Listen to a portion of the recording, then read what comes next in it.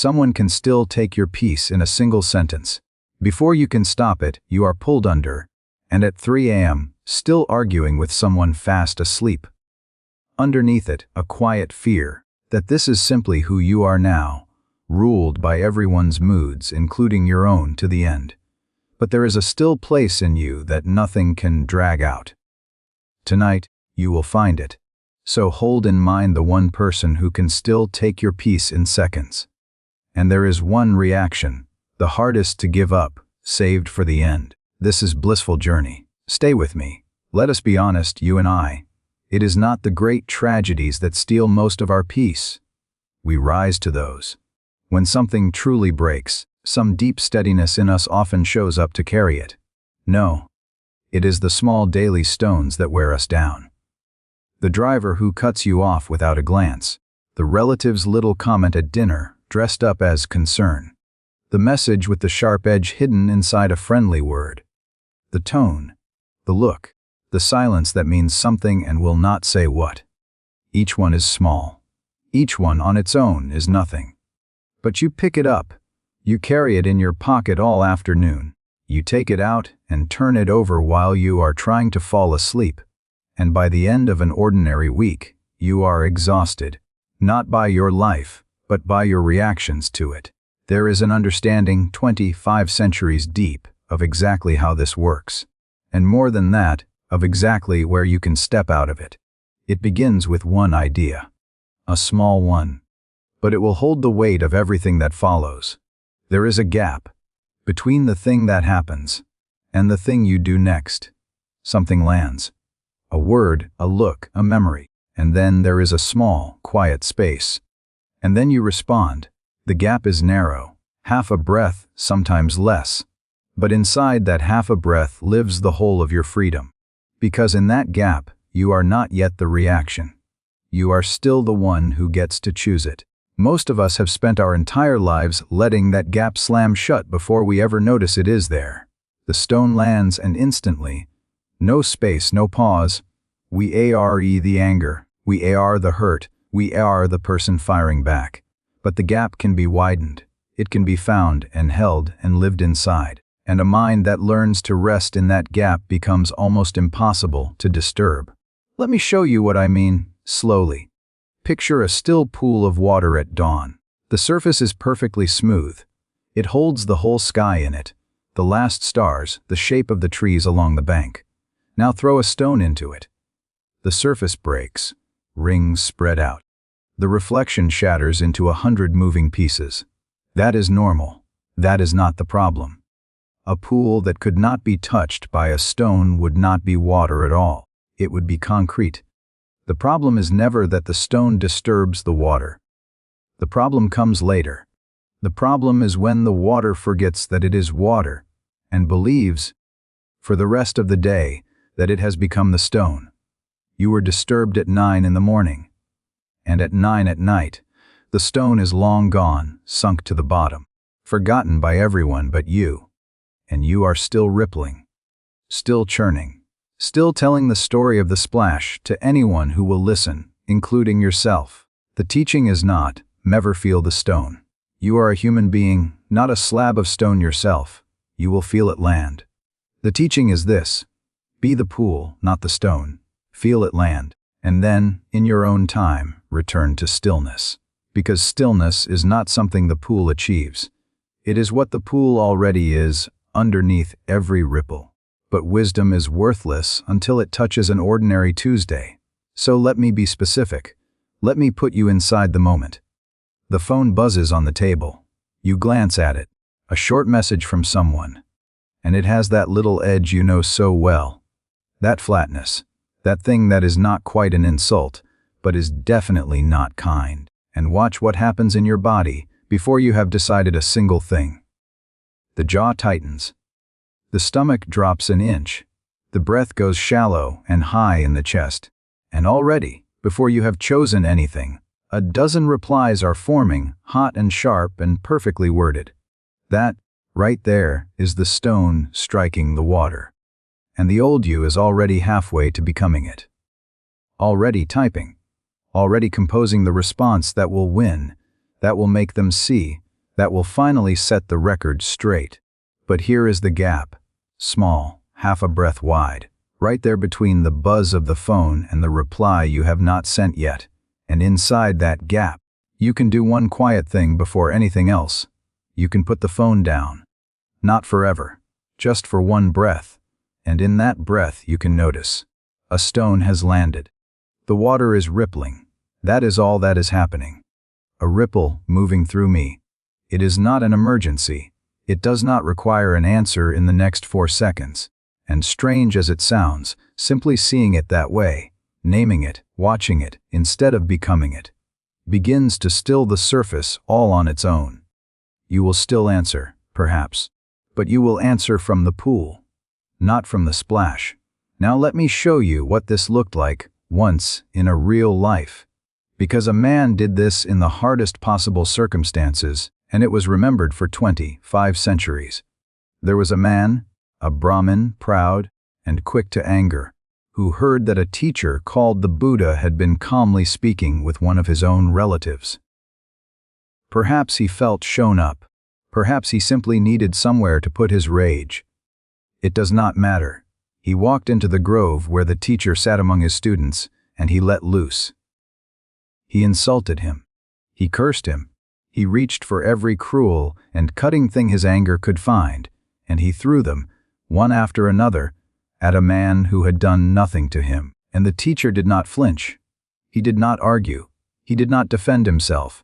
He did not gather the students to his side. He did not send a single word back.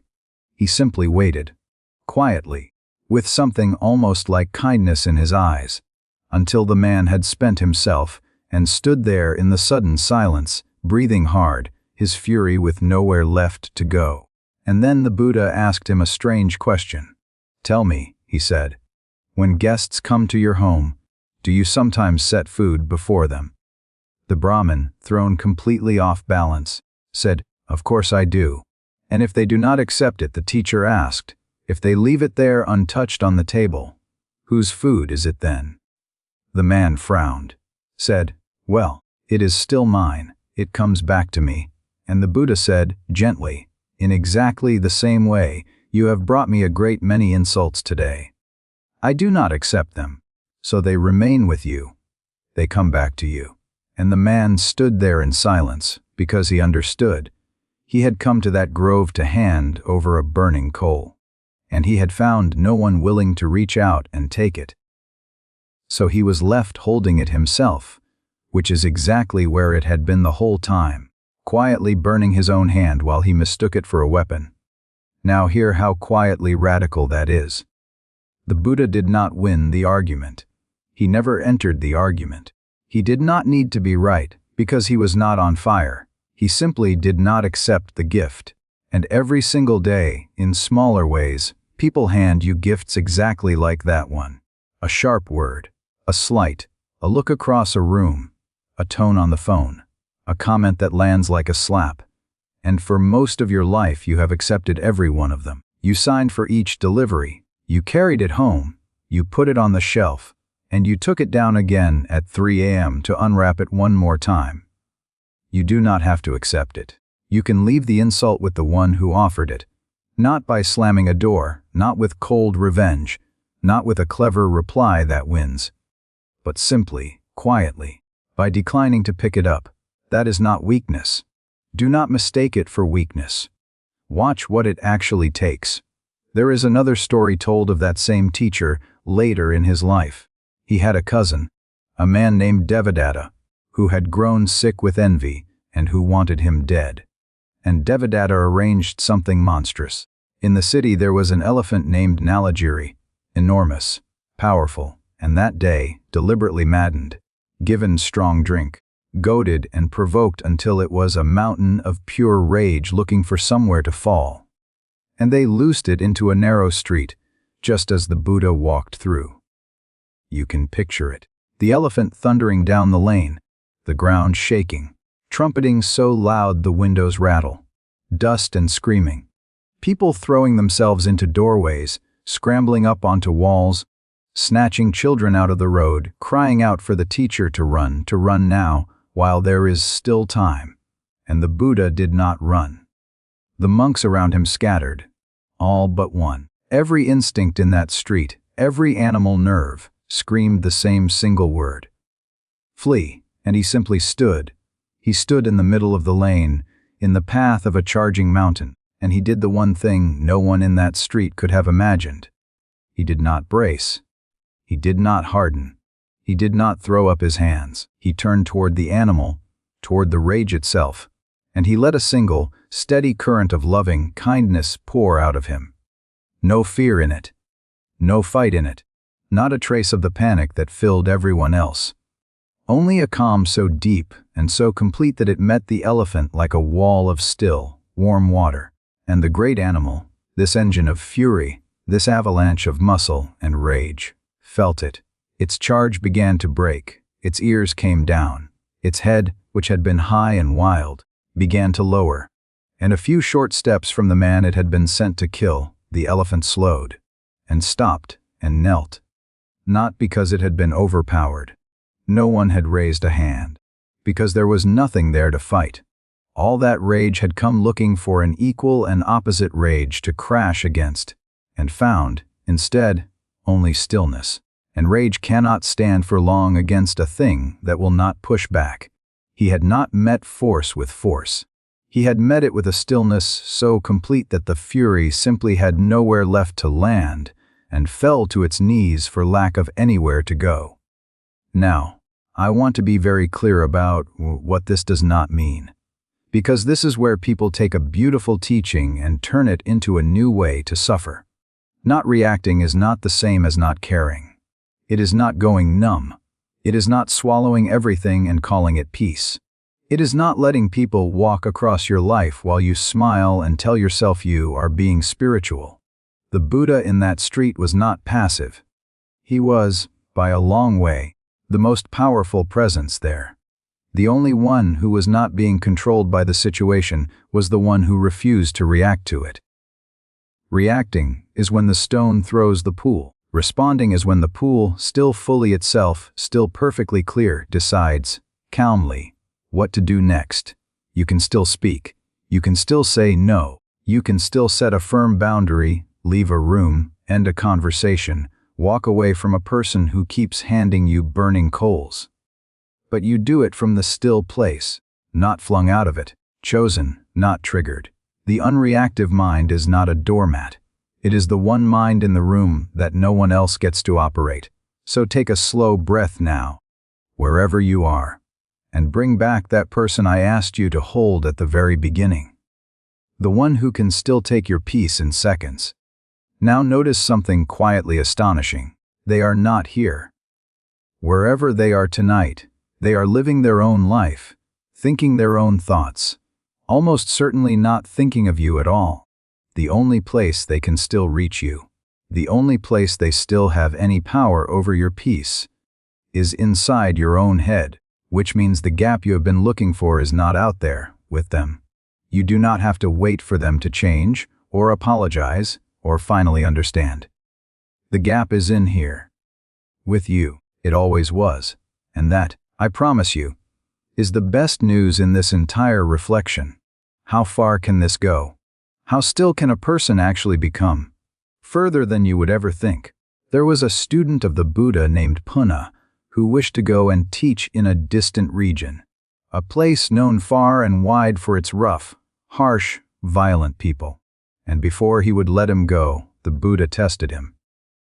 Punna, he said, if the people there curse you and insult you to your face, what will you think? And Punna said, I will think how kind these people are. How gentle.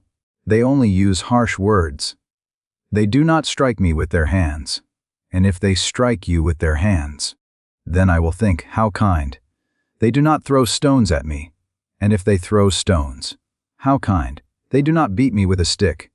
And if they beat you with a stick, how kind. They do not cut me with a knife. And if they take your life, Punna. What then? Then, Punna said quietly, I will think. There are people who suffer so much in this heavy body that they go looking for someone to end it for them. And here I am, given my freedom, without even having to ask. That is not indifference. Do not hear it as cold. That is a mind so free of reaction that the whole world has simply run out of ways to hook it. He has become almost entirely pool.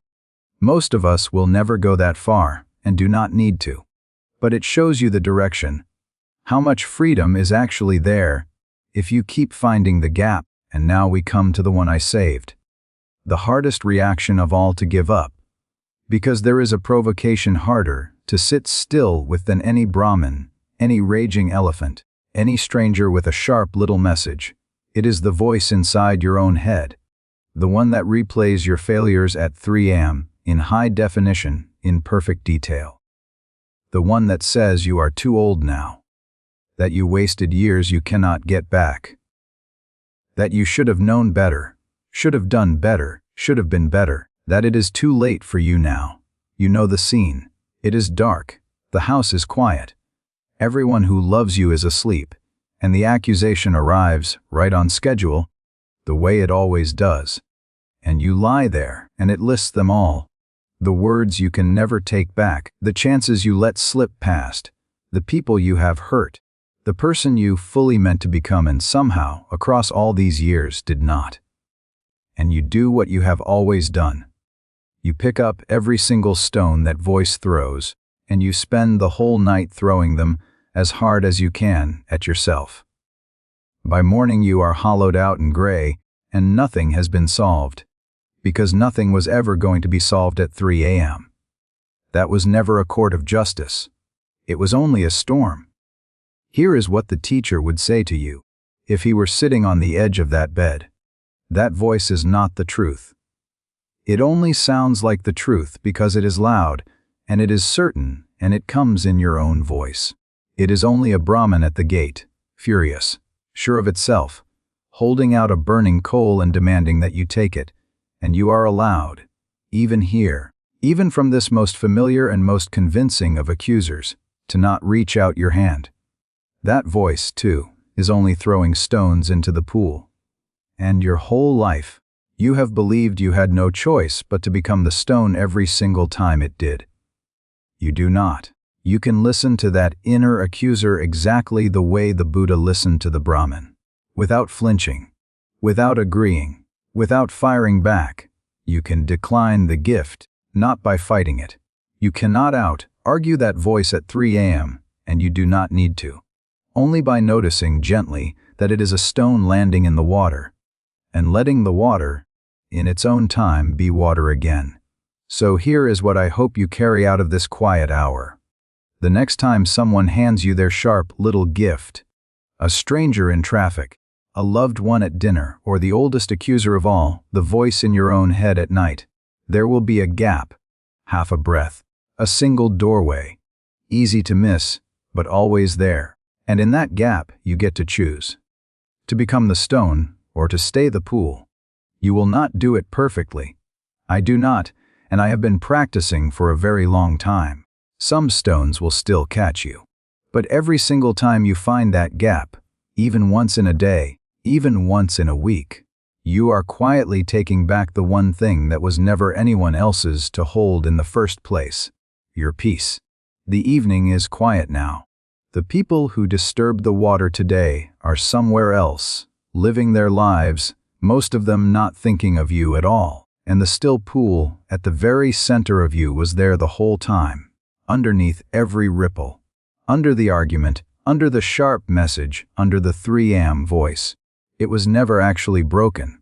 It was only waiting, patiently, for you to remember that it, not the splash, is what you actually are. So let me leave you with a question, and I would truly like to hear your answer. Whose stone are you finally ready to set down and stop carrying? Tell me in the comments below. Someone else is carrying the very same one tonight and needs to know they are not the only one. And if this hour brought you even a little more stillness, stay a while. Subscribe and walk these slow roads with us. There will always be a lamp on for you here. This is Blissful Journey.